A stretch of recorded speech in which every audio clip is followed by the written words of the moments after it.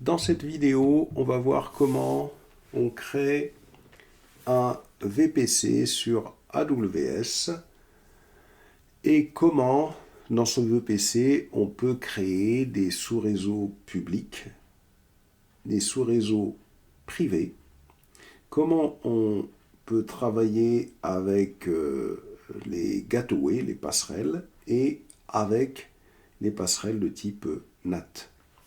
Alors pour comprendre ce type de construction, je vais aller sur UML Latino ici. Et je vais faire un schéma. Je suis sur AWS ici. Voilà. Comme ça.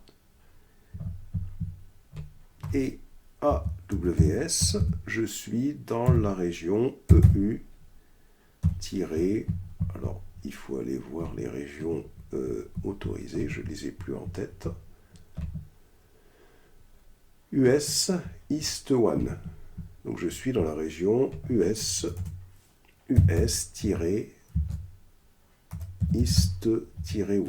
Donc ça c'est la région, c'est la première chose généralement que l'on sélectionne. C'est important de comprendre que AWS est installé dans plusieurs régions dans le monde. Ensuite, nous, ce qu'on va faire, on va créer un VPC, c'est-à-dire un Virtual Private Cloud. C'est une sorte de composant virtuel qui permet de mettre en place des réseaux sur le cloud. C'est un peu comme si on était dans une salle, et dans cette salle, on aurait le VPC, on pourrait créer des sous-réseaux que l'on pourrait séparer avec des switches ou avec des routeurs, par exemple. Donc là, je vais créer un VPC. Donc nous allons créer un VPC.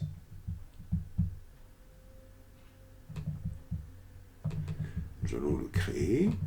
Voilà, donc ça va être un peu ça l'objectif. Ici, on va créer un VPC. Comme ça.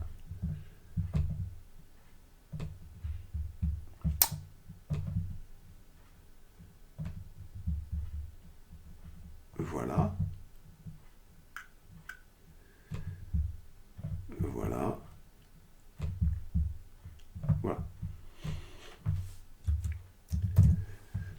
Ce VPC, il va contenir, par exemple, deux zones de disponibilité. Alors, les zones de disponibilité, c'est important parce que les zones de disponibilité, ce sont des emplacements physiques différents. Ça permet de faire de la redondance. Si un emplacement physique prend le feu, par exemple, ou il y a quelque chose, il y a un problème sur un emplacement, eh bien, on peut avoir une autre zone qui va prendre le relais. Donc, pour comprendre les zones de disponibilité qu'on a, voilà, donc ici on a US East 1, et dans cette région US East 1, alors si je vais voir par exemple, vous voyez, si je vais taper VPC ici, pour le type de VPC par défaut qui existe. Donc il y a un VPC par défaut qui existe. Allons voir le VPC par défaut qui existe. Je vais cliquer sur vos VPC. Je clique sur ID de VPC, ici, et sur ID de VPC, voilà. On a les zones de disponibilité qui existent. On a par exemple la US East 1 1A, 1B, 1C, etc. Donc nous, l'objectif, ça va être de créer un VPC qui va desservir deux zones de disponibilité. Zone disponibilité qui va être la US East 1 et puis une autre zone de disponibilité ici.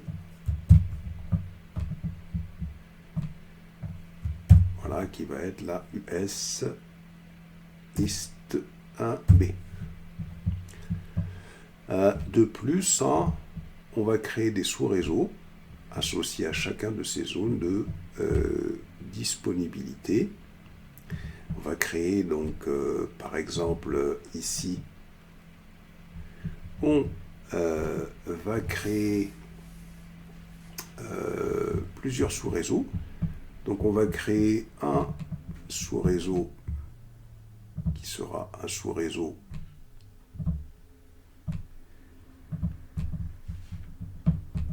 public. Donc on va l'appeler, je vais l'appeler public subnet-1 et un autre sous-réseau public dans cette autre zone de disponibilité. Et je vais créer un sous-réseau privé ici et un sous-réseau privé à ce niveau-là. Donc ici, on va faire private subnet1 et là, je vais avoir un autre sous-réseau privé qui sera le private subnet2. Voilà. Ensuite, ici, on a besoin de l'adresse CIDR du VPC. Donc pour le VPC, a priori, je vais avoir l'adresse 10.0.0.0/16. Si on doit changer en cours de route, on changera. Pour les sous-réseaux publics, alors ici, je pourrais avoir une adresse CIDR. C'est des sous-réseaux, donc qui pourraient être ici le 10.0.0.32.0/24 par exemple. Ici, je pourrais avoir pour ce sous-réseau-là le 10.0.0.33 par exemple. Ici, je pourrais avoir pour le private subnet 1 le 10.0.33 34 pardon, 34 parce que 33 je l'ai déjà donné. Et ici, je pourrais avoir pour ce sous-réseau-là, private,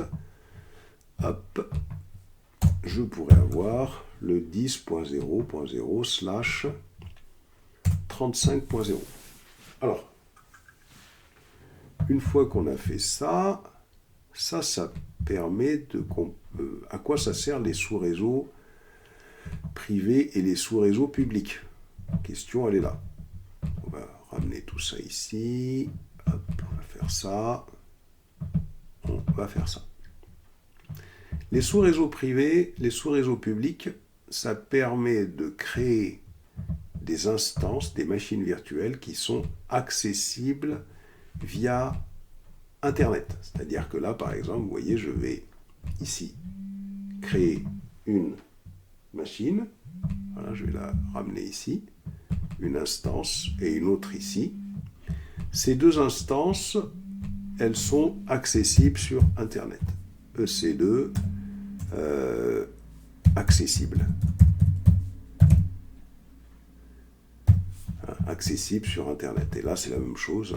EC2 va être accessible. C'est ça à quoi ça sert. Accessible. Ça, c'est accessible. Ici, par contre, non. Là, c'est des machines qui ne sont pas accessibles de l'extérieur. Donc, c'est ça déjà la première compréhension de qu'est-ce que c'est qu'un réseau privé. Qu'est-ce que c'est qu'un réseau privé? Qu'est-ce que c'est qu'un réseau public? Donc ça, c'est pas accessible. Pas accessible. Vous voyez, ça, c'est pas accessible via Internet. Et là, c'est la même chose. C'est important de le comprendre. Ensuite, bien évidemment, ces machines auront une adresse IP dans les sous-réseaux qui ont été définis ici. Maintenant, pour que ces machines soient accessibles, ok, elles vont avoir une adresse IP publique, mais il faut encore mettre en place un certain nombre de composants. Il faut mettre en place ce qu'on appelle une gateway, une passerelle. Vous voyez, on va mettre en place une passerelle ici. gateway. Ce gateway, cette gateway, elle va permettre aux machines qui sont ici, dans les réseaux publics, de pouvoir aller sur Internet. Mais faut-il encore mettre en place autre chose, hein? Il faut mettre en place une table de routage. Vous voyez, il faut mettre en place une table de routage. Donc la gateway permet d'accéder à Internet, d'accord, hein? Ok. Alors, la gateway, elle est là, c'est pour aller sur Internet. Mais il faut mettre en place une table de routage. Et la table de routage, il faudra associer les tables de routage au sous-réseau public. Ça, c'est les tables de routage. Alors, c'est des tables de routage, il y a des tables de routage pour les réseaux publics. Hein. Vous voyez, donc il faudra affecter les tables de routage au réseau public. Donc ça, c'est des tables de routage, allez, on va dire public. Hein. D'accord. Et là, il faudra créer une route par défaut, 0.0.0.0/0. Et c'est-à-dire que cette route par défaut, il faudra l'associer à la gateway. Alors, qu'est-ce que ça veut dire tout ça? Quand vous créez une gateway, la gateway permet d'aller sur Internet. La table de routage, qu'est-ce que c'est? Quand vous l'associez au sous-réseau public, ça veut dire que si une instance tente d'envoyer un paquet de données sur un réseau qui est inconnu par rapport à ce qu'il y a ici, eh bien la table de routage va l'analyser et à cause de cette route par défaut dans laquelle on a dit que tout ce qui est envoyé vers toute autre route que celles qui sont accessibles, hein, ici, qui ne sont pas connues, eh bien, sont envoyés à la gateway et ça va vers Internet. Donc vous voyez, il va falloir créer tout ça. Ensuite, on a un autre problème, c'est que nous avons les sous-réseaux privés, ok, il y a des instances EC2, mais ces instances EC2, elles ne sont peut-être pas accessibles par Internet, ok, mais elles ont envie d'y aller. Par exemple, quand vous faites un update sur cette machine, il faut qu'elle puisse avoir un accès sur Internet. Et donc pour ça, il va falloir créer ce qu'on appelle des passerelles de type NAT. Alors les passerelles de type NAT, ça permet ce qu'on appelle de pouvoir faire ce qu'on appelle de la translation d'adresse IP. Hein. Donc il va falloir créer des passerelles de type NAT, il va falloir créer une table de routage. Alors, attendez, il y a un petit truc là qui me suit là. Voilà. Il va falloir créer une table de routage, mais cette fois-ci table de routage privée. D'accord ?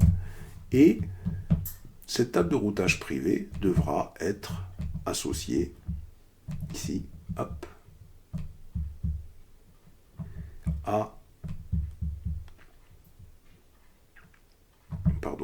au réseau plutôt, hein, au réseau privé. Comme ça.